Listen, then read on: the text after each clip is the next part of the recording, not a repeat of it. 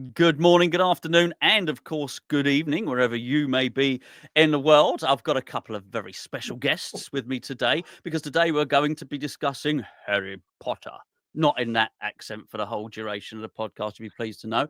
Well, first of all, we've got the designer with us who basically is the brains, the man behind this long-awaited Harry Potter pinball machine, Eric Meunier, and we've got the thunder from down under.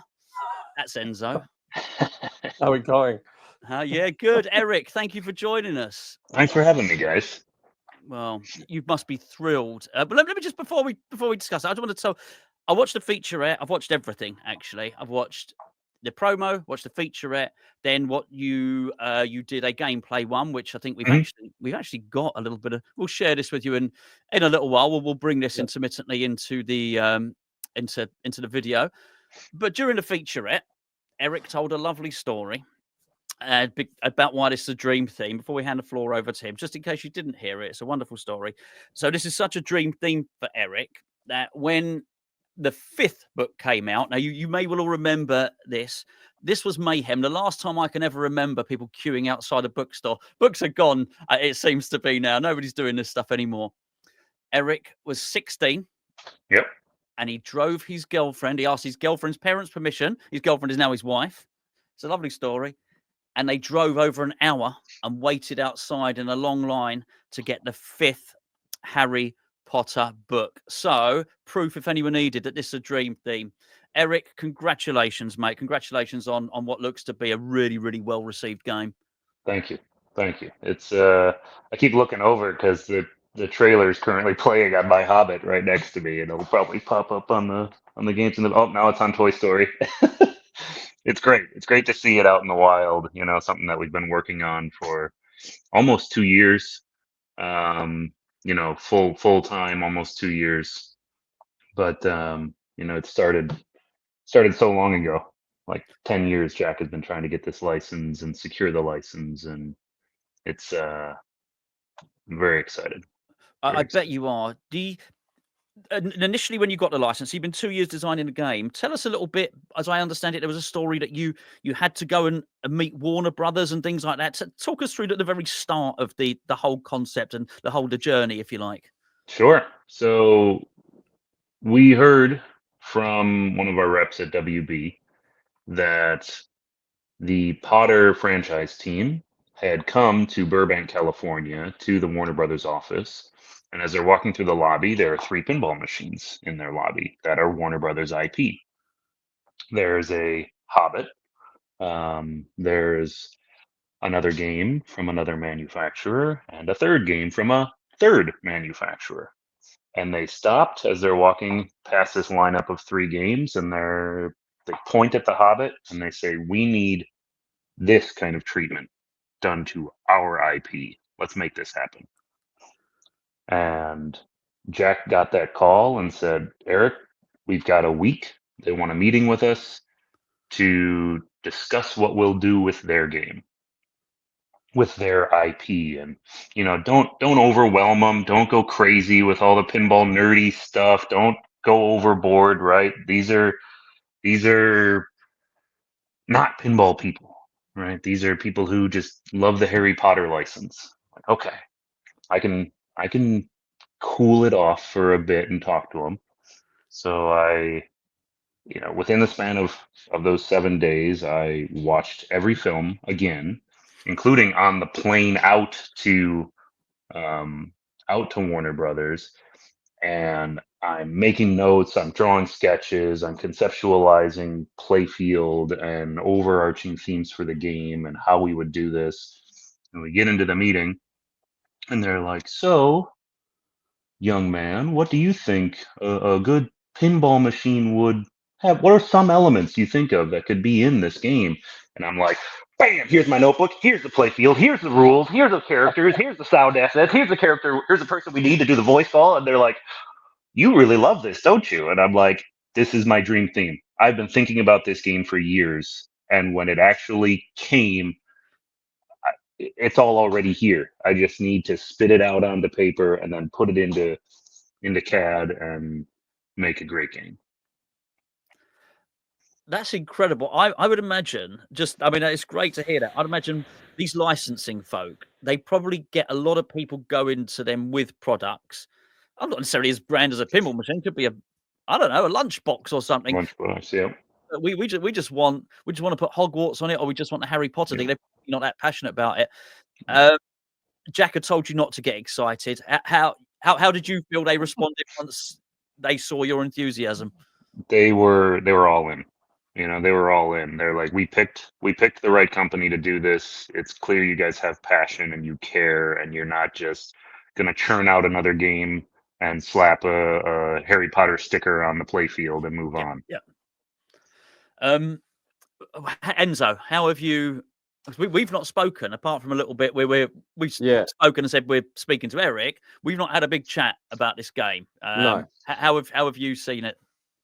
It's been interesting because over here, like everyone that's been talking about it's been like, I mean, there's always pinball launches, right? And it gets everyone together. I feel this one's really gotten everyone together, and it's been this huge, you know, because of the size of the IP, obviously. It's been just an overwhelming like amount of discussion, positivity, very little negativity, which is great to hear, especially from me. And it's been something that you could just tell by looking at it and watching, whether it was the trailer, the teasers along before we got the trailer, Retro Ralph's video, how much like passion has gone in it. And then like even Eric, when you're telling the story about like Chris said about the drive to get the book and stuff, you know, it's like, you're not crying, I'm not crying, you're crying. And it's like, you know, this guy freaking loves this IP. And you can see it, man. The playfield is like, it's got heaps in it. And obviously, how much more can you put in it? Sure, you could put a whole heap of more, and it's finding that balance. You know, that's one of the things I want to talk about with you as well, is going like, where's this balance? How much, what didn't go in, you know, what did, and etc. etc.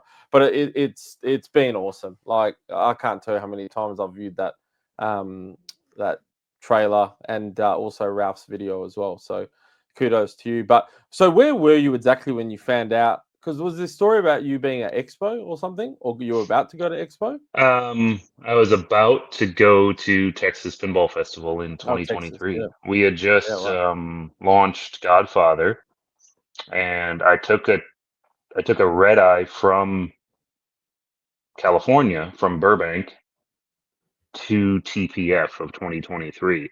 So everyone's there. They're like, "Oh, we love Godfather. It's so cool. It's so awesome. What are you working on next?" I'm like, "I don't know yet. Haven't figured it out." When I just come from this meeting with WB where we locked in Harry Potter, man, it's like the words just wanted to burst out of me. But gotta play it cool.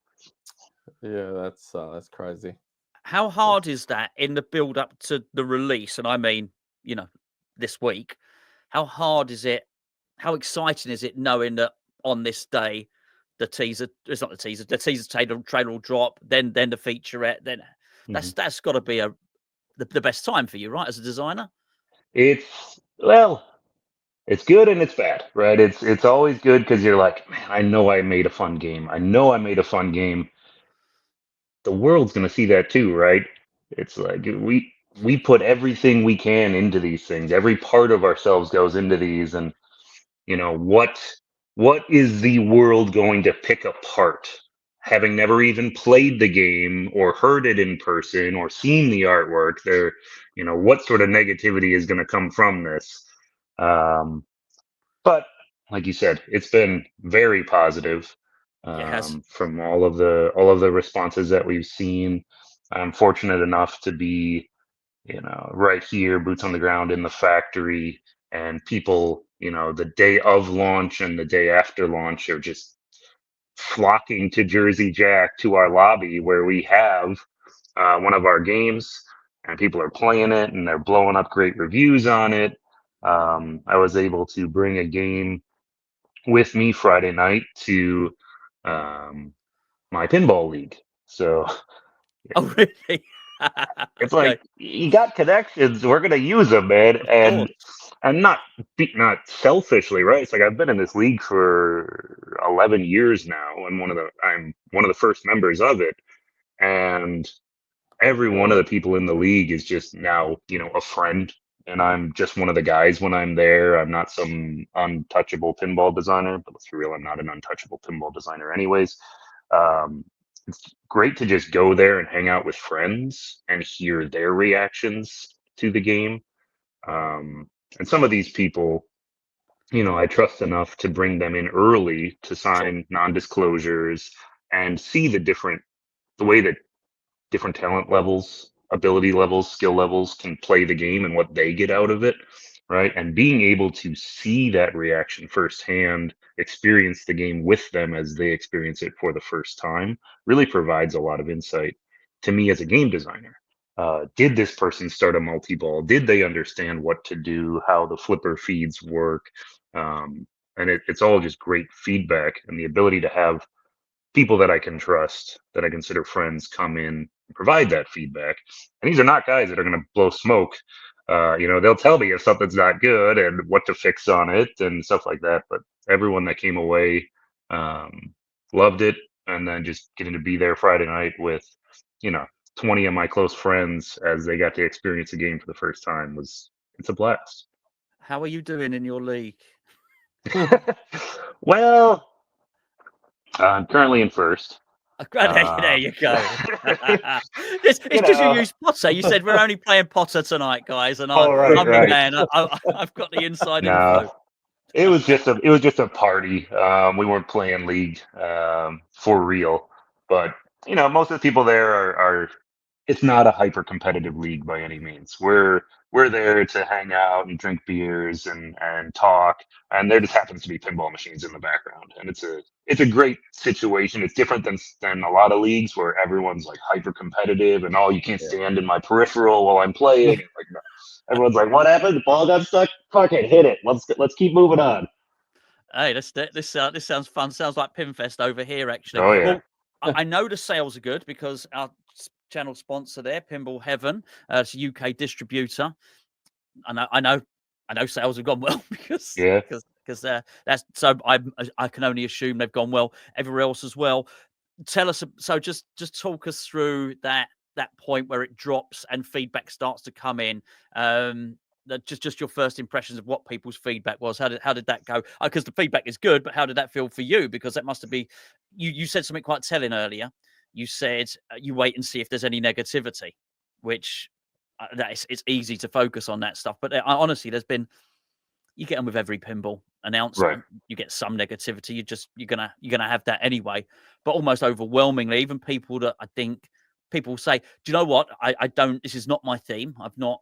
But JJP, look like they've knocked it out of the park with this one. I mean, that must have been good when you started hearing that stuff coming back. Absolutely. Some customers came by and they were playing the game, as I walked through the lobby, and I'm like, hey guys, nice to meet you. What do you think? How's it going?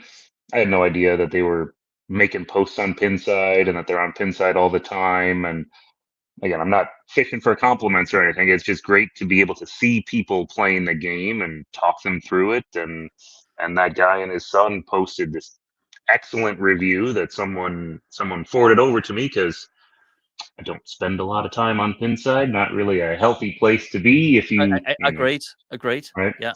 And then Mike Nogle, one of our distributors, came by and he posted a great review on his Facebook channel. Again, someone sent it over to me, and I read it, and I'm like, well, damn, I guess we did do well. All right, this is great. People are experiencing the game for the first time and falling in love with it, and it's awesome. And then being in the sales office, right, on opening day, and I'm like, so how are things going? And the salesperson's like, I'm going crazy. I can't keep track of all this. And I'm like, yeah. Yeah, that's good. Overwhelmingly positive. I mean, I'll save you. So when you said you got sent that video, was that the guy and the boy that were in the car? I just saw the I think his handle is Bears fan. He posted a picture of himself with me and with Joe and with his son in front of the game. It's right. I don't know if I saw one in the car. Something kicked off on Pinside. It doesn't matter. But I'll save you because you're right. but I want to make the point. I've read the Pinside thread right up until about half an hour ago. That's the point recording this, and somebody made a really, really good point on there, which was people can be so critical of pinball, and it's the same everywhere. By the way, I'm on like camera forums, and believe you me, someone that has Nikon cameras doesn't like somebody that likes Canon cameras. It's the same. It's just the world, and it's the internet. But somebody had put on there, said the thing that worries me is sometimes there is so much negativity online that maybe the pinball designers get deaf to it, and somebody might come up with a really, really important observation, but because everything starts getting viewed as hate, it's very, very hard to absorb that. So I just think it's so important with your league meeting team, that you actually got people that can be honest with you, and that's the best kind of market research, that you can all sit in there, crack open a few beers, and actually just play this thing. But just before I pass over to Enzo, I watched the first video was, you got the three folks, they're walking in there, they discuss the game, but you only ever see a little bit of the game. You never really see the game in full, I feel, until the featurette. So the initial one is leaving you wanted more. The camera never stays on any mechanism or any shot for too long. So you think, oh, I want to see more. I want to see more of this. The featurette gives you that. And after watching the featurette, then I watched your gameplay one where you were narrating at the start of it. I just came to the conclusion, I thought it is a pinball machine, but this is an occasion. And I thought of that when you said that you walked through the Warner Brothers lobby and they said, we want to give it this treatment, because I do think that's what this is.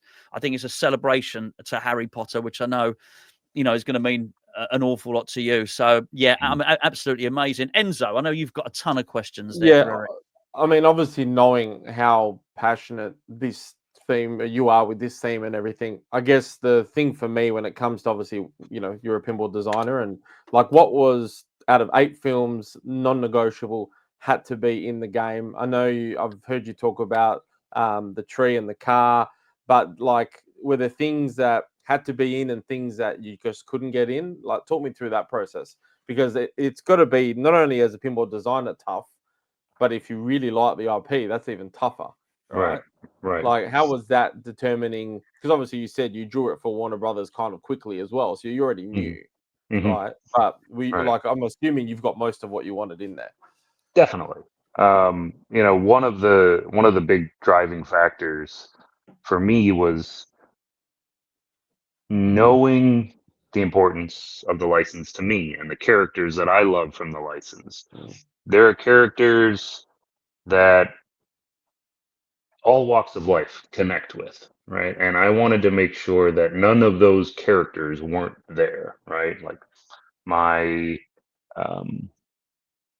sister absolutely loves Dobby, and coworker loves Luna, and there's people who love Sirius and who love Dumbledore and who love Snape. It's like, I don't want to put any characters on the back burner. How do I get every character that every person has an attachment to into this game?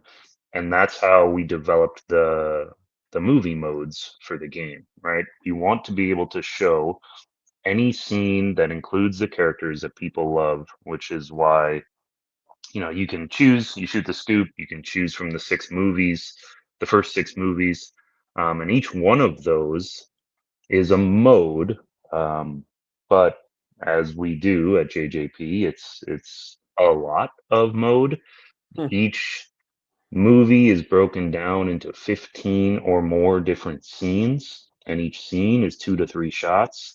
And every one of those scenes has synced audio and video assets and rules that you're going for. And again, it's not crazy and convoluted.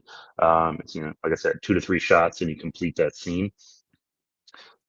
But walking through, that there are going to be people who haven't played pinball before that are going to be interested in this because they're Potter fans. How do I make sure those people can still experience these characters and still experience this gameplay? So working with Joe Katz, the lead programmer on the project, how do we make it so if someone can't shoot, which a lot of people can't shoot, they play whack-a-ball, right? How do they still get to experience these scenes? And so the rule And again, trying to make family friendly, trying to make casual friendly gameplay. If you can't shoot whatever shot, but that's the mode shot, eventually that mode times out. You only get 30 seconds for each scene. And then you don't fail and start over. It just moves on to the next scene. So you still get to experience these things even if you're not making the accomplishments and achieving the shots, you still experience. Now, if you do accomplish those shots, you're building a value, and these modes can be crazy valuable. I mean, I think Joe and I played a game where all we did was focus on the movie modes. We put up like 800 million. Like this is a massive. If you can string these things together, you build a bucket and you build a multiplier for every consecutive scene you complete. The fun is there for the pinball enthusiasts, right? And the players who hunt for high scores, but it's also there for the casuals who don't have that skill or ability or even patience to try to figure that sort of stuff out. They're still going to get to experience their characters and their creatures and their scenes that they remember and they love. I was blown away by the fact that every arcade edition, the Wizards edition, and the collector's edition, amazing. How was that decision to actually think we're going to just keep this playfield the same? I know that the CE has got some glitter under the clear coat, but I thought that was actually incredible. So if you just get that arcade, okay, you're not going to get the bling because that's really what we're talking about. Mm-hmm. But you're still going to get to enjoy exactly the same game. Talk us through that process, because I think it's an incredible decision. Because again, I'm looking online, and I'm seeing people say, "Well, look, I can't afford the collector's edition, but I'm going to go in for an arcade edition." Yeah. And they're not feeling they're getting any lesser game because they're not getting any lesser game. I think it's a really, really good, a good decision and a good marketing ploy, really. Yeah, we're looking to grow our customer base. And this is, again, it's something that I was very passionate about.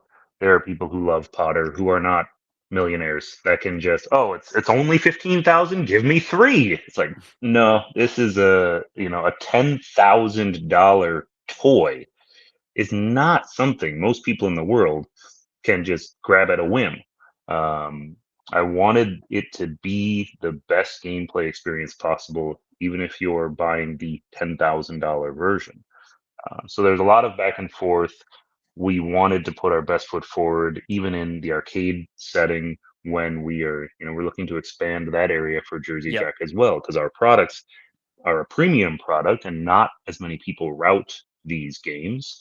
But if we can get in at the under $10,000 mark, operators are more likely to purchase these and put them on their floor and see what sort of revenue that our games can make on location. And especially with an IP like this that everyone in the world knows, everyone's going to walk up and put $1 into, and then let's make sure the playfield features are there to capture their interests, and so they put another $1 in. Yeah, well, my daughter, my 20-year-old daughter, has no interest in pinball at. In fact, she's numb because of me. She's numb to pinball. She's numb to it, and she doesn't live here anymore. She's gone. She's flown the nest. She phoned me up yesterday and she said, "Dad, Harry Potter pinball, is that true?" I mean, she'd never phoned me up about pinball before. So, and I said, "Yeah, absolutely." So when are you getting one? Nice. I'm actually going to play on Wednesday of next week. So I'll try and get the review up on the day, and then we've got Jack is flying over to the UK to see us on the 21st of this month. So Enzo, before we recorded this podcast, you gave me a list of questions. You had so many questions. Why don't you start firing those off? Because you're so eager to know. Well, we were speaking about the playfield and stuff. Obviously, like that, the mechanism with the turning staircase, right? Where that alone gives you like 13 ball paths. That staircase ball at all. paths. Yeah. Like, how did you get to that? Because obviously we know that's it's not a huge part of the film, but it's there always in the background. Like everyone knows that staircase is the first thing the kids kind of interact with, and then obviously that is what's going to allow you to get to the other remaining 48 ball paths or whatever. Right. Like, was that something that you guys you knew that you had to put in something like that to get all these ball paths in? It's something that I've always put in a lot of my in all of my games, right? And it's kind of a lesson that early on, talking to Keith Johnson on game design and game rule layout. Keith has done so many great games, and he's such a good player, and he understands rules in a way that he's a great resource to have and to discuss pinball theory with.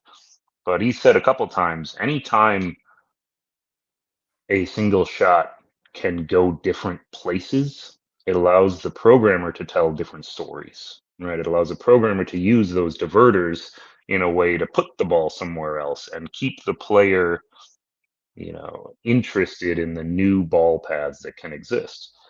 So the staircase and kind of the overall design concepts of this game is I wanted there to be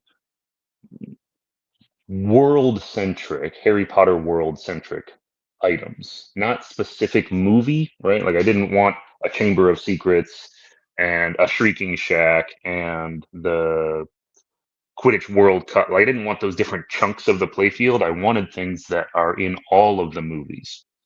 So the Grand Staircase is this central piece of Hogwarts, and it can be used to lead you anywhere in the castle. And so that's where we can, all the different rules that we're creating, it's like if it's something that has to do with Hogwarts or exploring Hogwarts, we can use the staircase. If it's something to do with bad guys or Death Eaters, well, we can use the Death Eater sculpture. If there's something to do with Quidditch or flying, we can use the Upper Playfield. So giving the programmers the ability to be able to create a rule and then, I can tag it to this part of the playfield. I can tag it to this part of the playfield. It allows that versatility for world-centric items versus movie-specific items. Well, if it's a Chamber of Secrets, I can only use it in movie 2, and then I guess at the climax of movie 8 would be the only 2 scenes that it would be usable. But here we can use almost all of the playfield for every movie and walk through the scenes. So having allies, right, is a big part of this. There's the Dumbledore's army, and then there's also the Order of the Phoenix. So anytime those characters appear in the movies, it's like, okay, we'll shoot their shot. They're over here on the right-hand side or on the inner orbit, and then we can divert those shots to hold them or move them and make them come somewhere else as a more interesting gameplay dynamic. The Upper Playfield, the Quidditch looks superb. It's always hard to know 'cause I've not played the game yet. So I immediately gravitated towards that. So the elevated shot that just takes it up, which makes absolute sense because it's Quidditch and it's up in the air and they're up in the sky. But I'm not a pinball designer. Once I saw it, I thought that makes sense, but I don't think I'd have ever thought of it. But once you've seen it, you think, well, that's exactly what's going to happen. It should be at the top, and then it should sort of spiral up. An absolute triumph. Has there been much feedback to the Upper Playfield yet? Because that looks brilliant. On Friday night when I was playing it with my buddies, they were all loving it. And the 2 shots that are up there, there's a loop back and spin around, and then there's an orbit shot there. Those are both repeatable. Yep. So, I mean, I watched a guy, and it was his first time up to the game, and he had a 5-shot combo up there. And it's so fast. But my favorite shot in the game, this is probably hard to see from a lot of the pictures, but maybe you guys can pull it up. There's a 3rd shot there on the Upper Playfield. And that shot is off the very tip of that upper flipper, and it actually feeds to the main ramp. And so you can shoot off the Upper Playfield onto the main ramp, and it goes into the staircase. Are you doing that, Enzo? Yeah, I don't have this as a fix. I thought I've lost control. So I don't know if Joe did it in this game or not, but it's one of those, like, the geometry will work, and I want to make it work. And then we need to celebrate that shot and make someone feel like they're the best pinball player in the universe when they make it. So, what we're looking at, I think, is 0.771 code. Still a lot more choreo to come, but that's a really fun shot. And for me, it makes me feel like I'm the best player who's ever lived when I make that shot. It's so cool. So that's Yeah. with the Quidditch. So I remember reading somewhere or hearing that when you get up there, depending on how well you do straight away, you qualify for the team. And if you Yes. do well and you qualify higher, your scoring is higher. Is that correct? Yes, that is correct. Right. So there's, again, theme integration that I care so much about, and then how to tie that into players who care about their pinball score but don't necessarily know anything about Potter. It's like make the meld of those work together. So first time you go up to the upper playfield, you are earning your position on the Quidditch team. And if you go up there and you just flub and you don't do anything, you are awarded the position of beater. And these are the guys that fly around with bats and try to whack a ball at other players and knock them off their broom.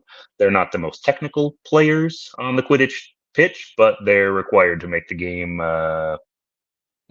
play in an interesting way. Then there are chasers. Those are the people who tuck the ball under their arm and fly and try to shoot it through the goal. Then, of course, you have your keeper, who's probably the second most important person on the team. And then, of course, the seeker, which is the position that Harry plays, is the person who goes after the golden snitch. So based on how well you do the first time you go up there, there are objectives to see, and it's probably right at the beginning of Joe's game. You can see the UI of Quidditch. Mm-hmm. You've got objectives up there. You're trying to complete them, and if you do them all, you get to earn the position of seeker. Yeah. Yes, you're awesome. You're the best, right?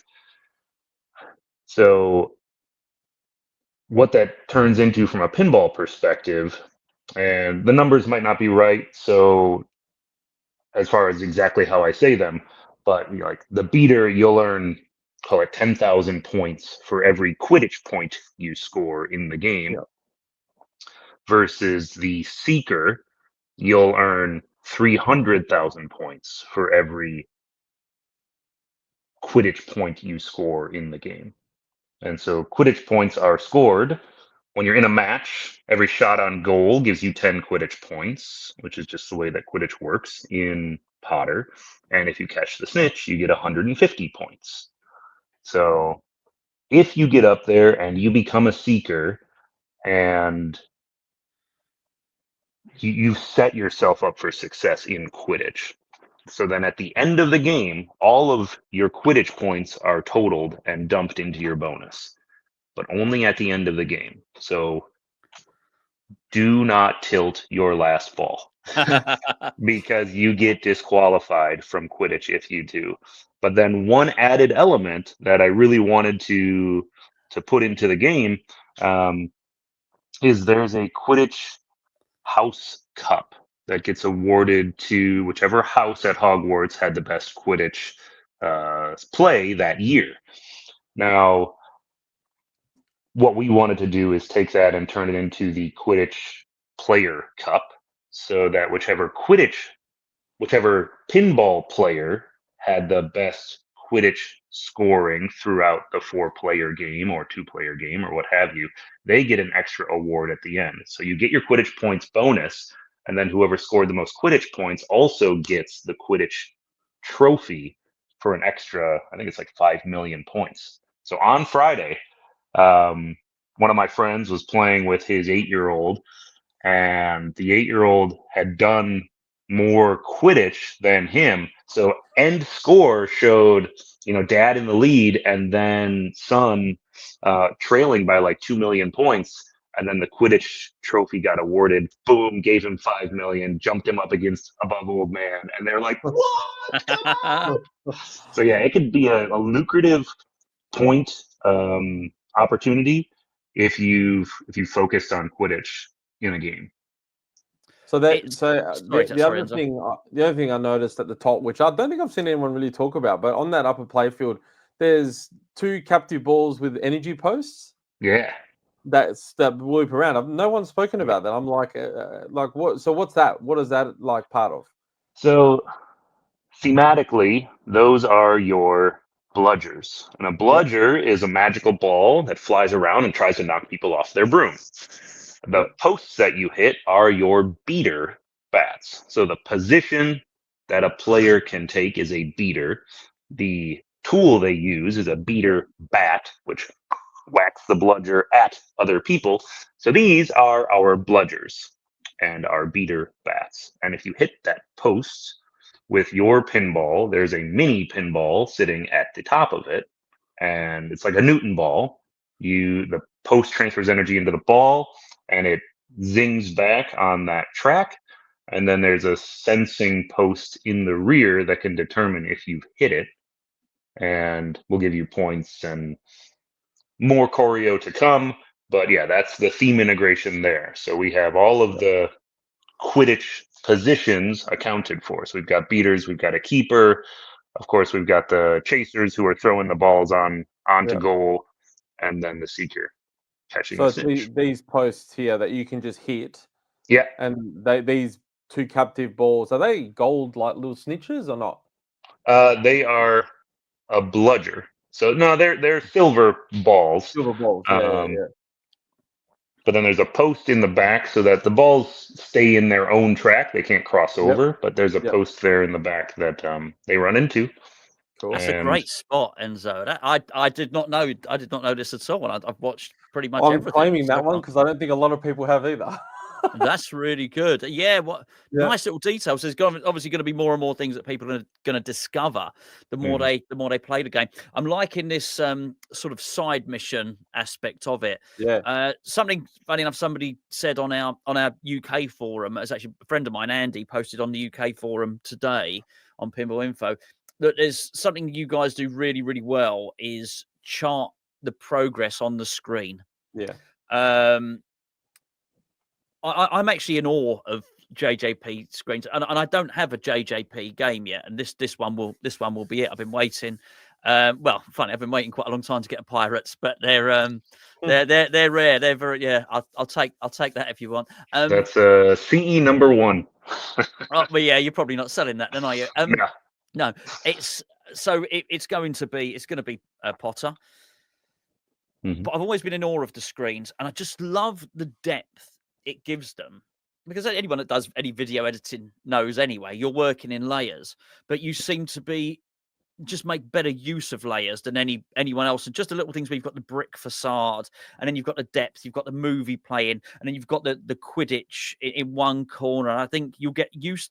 I think the first time you see the screen, you're amazed by it, but very quickly you grow accustomed to it and realize that actually all the information you need is there. You're not having to hold down the flipper buttons to find that stuff out. And I think you do that really, really well. How much work goes into the screen and that sort of thing? I mean, it's been full time for 3 people for almost 18 months. Wow. Right. So the genius of our UI is Jean-Paul de Win. I mean, he is fantastic at what he does. JP, he lives in the Netherlands. He has worked our UI for every game we've made since Wizard of Oz. He's very good at helping convey the information the players need, again, without trapping up and waiting for status report, and showing it in a way that's visual versus words and paragraphs of text and things like that, right? So it helps to have a guy who's really good at UI design also be our lead animator and art director. So JP has been just clutch on this project. I couldn't have done it without him. He provides so much good insight on how to convey that information to the player in a way that isn't overwhelming, and you can quickly glance up and look at the UI and know exactly where you are at in all instances. Yeah, I mean, I've worked in that sort of, in and around video for a few years now, and it is excellent. You can just that really is. You could just tell it's just top. It's top quality work. It really is obvious that that's the case. I've shared the screen there if you want to share that. Oh, That I'll shows all pop the that. information. I'll pop that up. I really like the when you get the multiplier, and obviously that spell that just keeps doubling up all the Yes. gold and all the Yes. it was overfilling the screen. Yeah. Yes, and good. That was covering cool. the screen, right? Yeah. That was one of these design choices where, like, well, are people going to get upset that their score's getting covered and their status is getting covered? I'm like, yeah, probably, but that's how it works in the movies, right? You're multiplying all this stuff; it's filling up. It's kind of it's a risk reward, and that's what I love about a lot of the design choices we make. It's risk reward. Do you want to double your score or get it even higher? Well, you're going to miss out on exactly what you're supposed to be seeing because all of these cups, that are filling up the screen. That's what happens in the vault of Bellatrix Lestrange when they go after the Horcrux. So the pinball nerds might be like, but the Potter nerds are gonna be like, this is so cool. This is just like the movie when it fills up and it's getting to the top. So I like risk reward, and it's only covering your screen for 30 seconds, but you're doubling your points while you're doing it, or higher, right? It's more than just a 2x multiplier. It's based on how many combos you've been doing, and your longest chain of combos is what sets that multiplier value. Yeah, and the most unmeasured metric in pinball, which is drama. It builds drama, which is people don't often talk about that, I find. Yep. Eric, can you talk us through the wizard modes, please? Or your plans for them? Sure. So currently in the game, there are 2 of the wizard modes. There are still 2 more to be brought into the game. The wizard mode that's playable right now is called the Battle of Hogwarts. And the Battle of Hogwarts is an iconic part of the franchise in the last 2 films. And it's when, the Death Eaters come after Hogwarts and lots of action, lots of excitement, lots of energy. The way you qualify Battle of Hogwarts, and this is again another way where I appreciate Joe Katz and the insight he has into game rule development. So Battle of Hogwarts is qualified by playing any 4 different multi-balls. Okay, so you play 4 different multi-balls, you've unlocked the Battle of Hogwarts. However, if the game has gone through 100 plays and no one's gotten to the Battle of Hogwarts, then the rule difficulty will index down. Now the Battle of Hogwarts is qualified by playing any 3 multi-balls instead. And if another 100 games go by and no one's gotten to Battle of Hogwarts, it will be 2 multi-balls to qualify the Battle of Hogwarts wizard mode. We put so much time and energy into things like these wizard modes and the animations and sound calls and all of the stuff. We want people to experience them, and we want casual players to be able to experience them. And so when the game auto difficulty regulates downward to help those players experience something they've never experienced before, it's a great thing. And it was Joe that came up with this idea, and he's like, yeah, if we do an index adjustment per gameplay, it's going to make it so other people can experience this, not just the elite pinball players. So that's wizard mode number 1. Wizard mode number 2 is called the Deathly Hollows, and that's earned by collecting the 3 elements of the Deathly Hollows: the cloak, the wand, and the stone. Those are awarded to you by completing scenes from movies. So I think you complete 5 scenes, you get an element. You complete another 5 scenes, you get another element. You complete another 5 scenes, you get another element. That mode is still in development. We wanted to get probably the easiest one in the game first, which was Battle of Hogwarts. You're still earning scoring opportunities right now. If you do get to the Deathly Hollows, I think we give you 100 million points if you get to if you collect all 3 elements. Then the third wizard mode is called The Boy Who Lived. It is an insert that we have at the bottom that represents usually ball save. But if you have collected all 7 of the Horcruxes, which are decently hard to reach goals, there's a Horcrux tied to some of the later accomplishments in the game, as in you get a Horcrux from completing a super jackpot in I think 3 or 4 of the various multi-balls. You get a Horcrux by getting by completing the video mode. There's a video mode, which is interesting. You're casting a spell. I don't know if anyone's seen that or caught on that yet online. I didn't know there was a video mode. It's video mode is such a dirty word in pinball these days. Yep. We wanted to make it interesting, but not prolonged. So it's basically a quick Simon Says of casting a spell. You'll see a spell appear on the screen, and it's Aloha Mora, left flipper, right flipper, and then you have to remember it, and then it goes away, and then you have to when cast it's got it. the arrows pointing down, Yes. hasn't it? I have seen Yes. it. I actually thought it was very good. Actually, yeah. I didn't even think of it as a video mode. Yeah, I did think of Oh, it right. as a test. Yeah. Yeah. And that's you can earn a Horcrux from doing that. So basically, that's the end of the game. Is after you've collected the 7 Horcruxes, you get to play The Boy Who Lived, and that mode is still in development. So I think that's it. The 3 wizard modes. There are some later. There's like a later multi-ball that I would Is it a wizard mode? Is it a mini wizard mode? Is it just a multi-ball? It happens when you've completed a movie. Or I should say, when you've played through a movie, you don't have to finish all of the shots or anything like that. But after you've taken your final exam, which is the way we break our movie modes down, we break them into 3 segments. The fall term, which is the first 5 iconic scenes from the first half of a movie.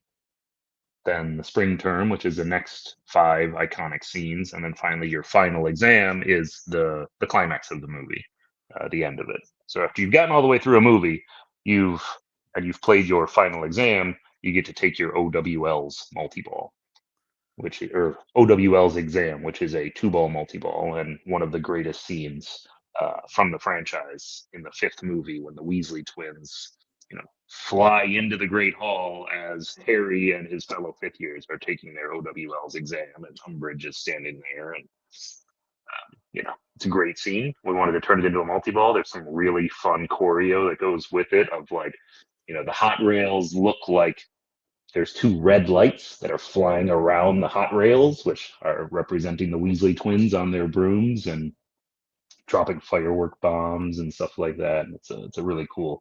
But that's a multi-ball that's decently far out there after you've survived a movie, which again your pinball players should be able to get through a movie after they've played the game a few times, but it's not going to happen every game. These movies are not a traditional 5-shot mode. They're closer to 30 to 45 shots. As you play through, each scene is 2 to 3 shots. So it's one of those things. People are like, "Oh, how am I going to play all 6 movies?" I'm like, "You're probably not going to play all 6 movies in one game. That's in the same game. That's massive." Yeah. But that's why we 90 something modes, isn't it? Yeah, it's over 90 modes. I know a couple of people that would give it a good try. I could say a couple of very good players who might give that a good try. Yeah. What's really fun about that is every one of those modes has its own unique music that's been written by Dave Thiel, right? He wrote over 90 pieces. Whilst you're on that, because it would be that's reminded me of something. The one piece of criticism that I've heard, and it's one solitary piece actually, is that the call-outs almost overpower the audio from the film or the music or something like that, and there's maybe too many instructional call outs, hit the left ramp, hit this that and the other. Is there a way that in future that, because don't get me wrong, I love Mark Silk, he's a really, really good guy, and he's an excellent voiceover artist, by the way. Is there any way that can be ratcheted down just in terms of the instructional stuff on there at some point in the code in the future? Yes. Simple as that. Yeah, go. So what we wanted to do with the voice calls is that may be a negative criticism from pinball players, but again, put yourself in the shoes of a casual who the lights are blinking. I don't know what to do, and then you hear Mark tell you shoot the left ramp or Yep. head for the staircase to start multi-ball. There is a setting in the game that we leave mixed by default, which is in-world versus pinball callouts. So you can set it if you're the Harry Potter fan. So you'll never hear things like left ramp. You'll only hear head for the Quidditch pitch, head for the Great Hall, head for the Grand Staircase, versus head for the left ramp, head for the center ramp, Yeah. right orbit. Hmm. The callouts themselves are frequent to provide instructions for the casual players, but I don't know if that setting is in there to ratchet those back yet. But if that's a piece of feedback, that's not a hard thing to implement. I think it's the biggest piece of feedback I've seen, and as I said earlier, it was somebody said I'm just worried is because people are the way they are, particularly on pin side. I'm not going to pretend otherwise. I work in social media myself, and exactly what it's like. In this case, well, hold on, maybe this bit of feedback's going to get missed because all that other stuff. But honestly, there's nothing else, and I just think that's so rare in a game that it has been so overwhelmingly positive. So many people have said they're going to get this game, and I'd be interested to hear what Enzo thinks about this. Just listening to you speak about the game, your enthusiasm is infectious, and it actually just wants. I want Wednesday to be now because I want to play the game. Enzo, I mean, you must be feeling the same. I'm very excited about this. Yeah, look, I was like thinking, oh, when are we going to see it? Because we're not going to see it here probably till we've got an expo in like November. Obviously, I'm hoping Paul gets one sooner, but it is really anticipating. And there's so many more things that like I'd love to ask. And like, there's that. I think you guys have done like an industry first where you get 3 little barcodes that you can scan. Yes. So if all 3 of us are playing a game, the barcodes have easy, medium, and hard, right? And then that adjusts the rules per player. Correct. Which is, So I thought was a really cool thing. This is an industry first. I don't understand this. So we've trademarked and are applying for patent on something called the Game Changer. And the Game Changer allows people of different skill levels to play a multiplayer game, but the rules are adjusted per player. A handicap system. Yes. Fantastic. Yeah. So you scan, the game comes out on normal, on default, which is where we feel this is a good challenge for regular players. But guys like, Carl D'Angelo, who can beat a game the first time they ever look at it, we want them to play on wizard mode. So you take the keychain, and that's just the first implementation. I wanted a physical implementation that the owner of the game has no choice but to see it when they unbox the game. So I actually have my assembly line threading these keychains onto the keys of the game so that you pick this up and you're like, why are there keychains here? With a description on here's the Jersey Jack Game Changer. So we hit the start button, and player 1, maybe it's my 7-year-old son. I'm like, all right, we're gonna scan the easy barcode. And then boop, every rule in the game has been handicapped lower. So now instead of 2 shots on the staircase to qualify a multi-ball, the multi-ball's qualified immediately. 1 shot on that staircase will start the multi-ball. Death Eater fights are easier. You get more time for your Geminio playfield multiplier, and your ball saber is extended, and just all of these things that will make the game easier. But then player 2, it's their turn, it's me, and I'm going to play a game against my son. I'm going to scan it into wizard, where now it's 8 shots for me to start the wizard mode, and my ball saver is turned off, and I have a playfield multiplier that is not extended. And like, there are so many adjustable rules in our game, and we say this as loud and as often as we can. Adjust those. Adjust those so that they play the way you want to play the game. We invest so much time. I mean, there are literally thousands of things you can adjust in our game. Well, there are literally hundreds of things you can adjust in our game with thousands of different iterations. That we want players to play the way that make them feel good. Don't just. So many people say, "Well, this is the way the game designer launched the game. This is how it must be played." Like, well, if you're in a tournament, sure, and you want to learn the rules for tournament, that's probably how the game will be played. But if you're in your home setting and the game is too hard for whatever reason, then turn down the difficulty on how many letters you need to qualify Hermione or how many letters you get for each target for Hermione, right? Normally it's by default it's one letter or maybe it's 2 letters. Make it 8 letters. Why do you just hit it once and then she's good and she's qualified, right?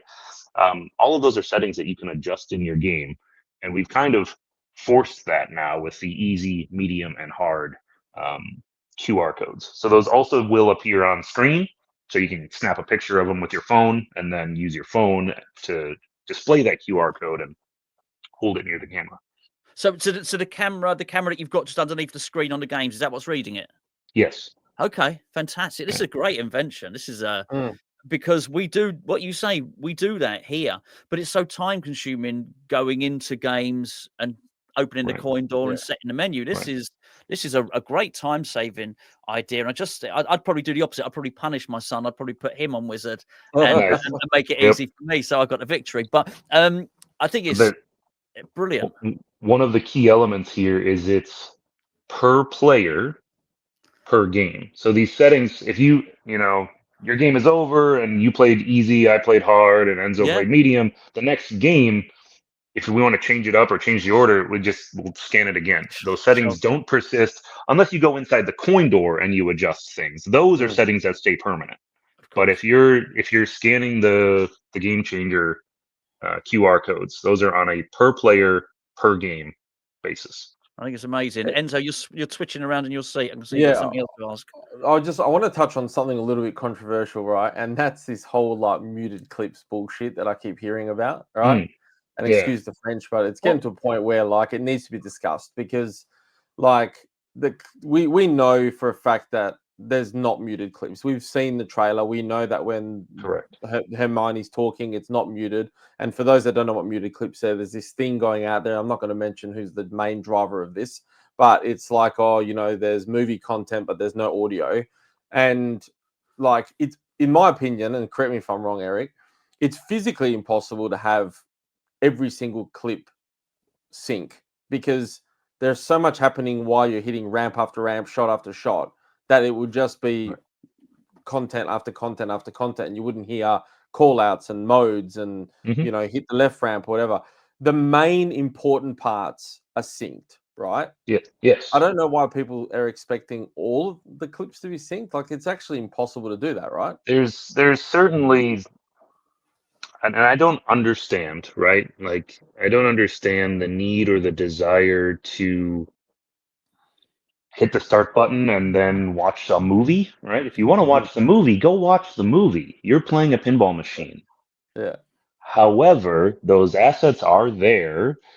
We have a priority system in the software that determines which sounds are most important to a person playing a game, right? Content that helps you play your game. But the movie scenes, all of their audio is there playing. And when there isn't something like shoot the ramp to start multi-ball playing, then you're going to be hearing those movie clips.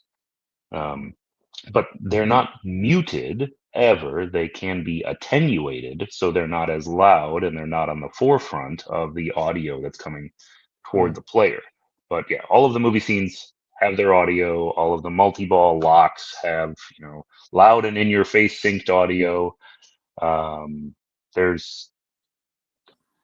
don't know where that would be coming from, other than it's blatantly false and just being pushed out there by someone who has a vendetta to cause drama. Yeah. I mean, you had the whole thing, but this was odd because we knew before that the movie clips were going to be on there, and we knew that the theme tune was on there. And as I say, as someone that sort of works in that industry, Right. YouTube are really hot on copyright, really, really hot. Well, right, and You get 3 copyright strikes, and you're in big trouble. You get your channel pulled, and they won't care. YouTube won't care that you're Jersey Jack Pinball. They will just No. pull your channel. Exactly. I've seen this happen so many times. So Right. it was frustrating for me. I want to say no. The movie clips are going to be there. The theme tune, once it's released, the theme tune's not there. Well, it will be. They've just edited it out just for ease. And obviously, you did explain it. You felt compelled to explain it Right. when you did your gameplay thing. And it was very obvious. And you probably felt frustrated having to do a disclaimer. I mean, it must be frustrating for you to hear this stuff, which isn't true, because you've got a great game. Yeah, and again, that's one of those reasons why I don't play much on social media or really at all. It's like I could get there and I could try to correct people, but people don't care. They don't think often when they're on social media. They just keyboard commando whatever it is, whatever message they want to send, versus reading the fact that no, like as I stated, we're purposefully not putting the John Williams Hedwig theme on this video because the video will get taken down, and we want people to understand the game. Yeah. So, but you hit that start button, you hear those iconic 8 notes from John Williams, and then you hear and you wouldn't have bought the IP without it, and they wouldn't have sold it to you without it. They're probably Warner Brothers are probably as insistent as anybody else that they want the theme tune playing. It actually is a separate license that is it? that we negotiated and we got into the game, and that's one of those things where early on it was not part of the game, and I pushed and prodded and poked, and guys, this means so much to every Potter fan. And again, here's another story from when I was younger. I am a musician. In high school, I played saxophone, and then I went into college and I picked up a trumpet, and I was part of the University of Wisconsin marching band on my trumpet. But in my high school days, I taught myself how to play this song, the Harry Potter theme song, by ear on my saxophone, and I would just play it because it's such a cool song. It means so much to the Potter fans that it was absolutely worth the extra money to get it into the game, the royalties per game, and the cost. I mean, it is, there's no way of saying it otherwise. It is a very expensive addition to the game, but so worth it to any Potter fan. Do you have to pay for, excuse me if I'm asking business stuff that's none of my business, every game you sell, do you have to make a payment, or is it like one overall thing? Generally, licensing works on a per unit sold basis. So wow. Yeah. Okay, so every time you sell a pinball machine, you've got to give someone some money. Yes, and in some cases, multiple someone's money. So sure. what was the like? I mean, obviously you're dealing with Warner Brothers. Like, was that experience, from what I've understood from you, was pretty cool, cruisy to deal with, right? There's always apart from them making you take the Easter egg off the back of the girl, but that's okay. There's always complications when it comes to being a creative person who wants to put everything possible into a game and make things as you want them seen. And then the licensor says, well, we think it should be this way, and this is what you're going to do. So it was, the ability to put all of the stuff we put in the game was great. And I always want to have more and more intricate and intimate interactions with the license. It's not always the way things work, and that's just one of the realities of making a game, and how it's, not a homebrew game. With a homebrew game that you're never going to sell, you can do whatever you want, right? And if it's for your personal use, you have the ability and the freedom to make whatever it is you want.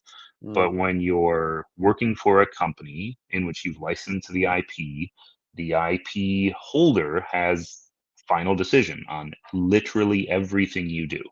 So they have to be satisfied with the product, and they have the right to change the product, and you've got to roll with it. And you've got to be able to be flexible enough to, if it's not your perfect vision, or the way your vision started, then you're still going to do the best you can within the limitations of the license. Well, I think you've done a great job. Been really generous with your time, Eric. We really appreciate it. Yeah. We'd love you to come back on maybe in a month or two once it's all the dust has settled. Would you, if you'd Yeah. be agreeable? Sure. Thank you. Absolutely. You know, you guys want to chat some more after you've had hands on the game? You know, I'm happy to get back on with you. Thank you. Yeah, that would be absolutely great. Enzo, thank you. I mean, I've got to say a massive thank you to Enzo, by the way, publicly. I thank him privately, but Enzo lines these interviews up. I sit on my ass doing nothing practically. So so I've got to thank Enzo. He's that side of me. There you go. That side of me there. So thanks, Enzo. And I know it's early or late at night or early in the morning in Australia. Eric, thank you so much. And I think you've just done without trying to do a sales pitch, I think you've done a great sales pitch, because your enthusiasm is absolutely outstanding. Your love for the theme really carries through. If we had more time, I'd make you prove your story on the saxophone. Maybe we should take the sax into Warner Brothers. But honestly, you've been a great sport. Thank you for giving us another brilliant game to play in what I think is a golden age of pinball. And for everybody else, please make sure you're subscribed to the channel. And if you are subscribed, and if you're not, just check, hit that bell. There's a little bell icon next to the subscribe button. That will give you a notification when we upload. And all I would say is you might want a notification next time we upload, because it might be another very special video just like this one. Cheers, guys.